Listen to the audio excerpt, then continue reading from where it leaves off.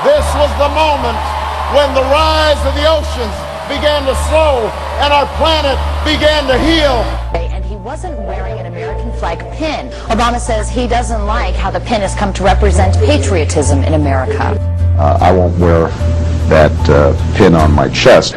If the American flag offends people in America, then I suggest that those people find a flag they like better and take the next flight one way to where that flag flies. Whatever we once were, we are no longer a Christian nation. We do not consider ourselves a Christian nation. Should we go with Leviticus, which suggests slavery is okay, and that eating shellfish is an abomination? But the Bible has some messages that nobody really can confuse and really not left up to interpretation. Love your neighbor as yourself.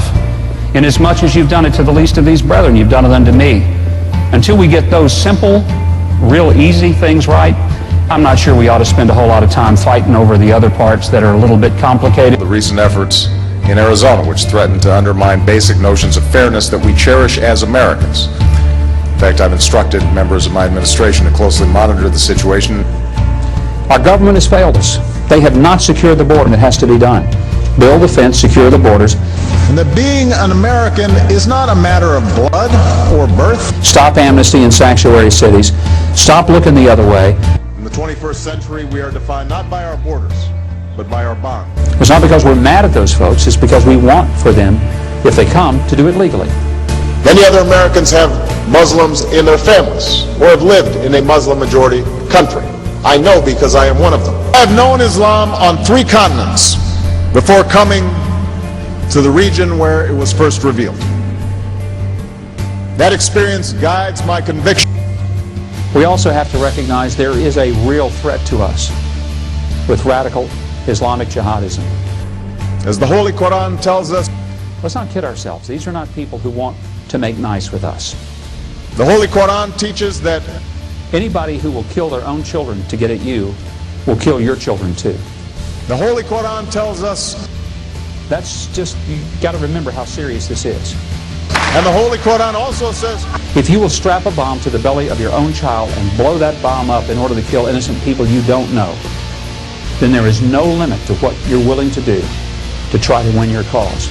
And I consider it part of my responsibility as President of the United States to fight against negative stereotypes of Islam wherever they appear.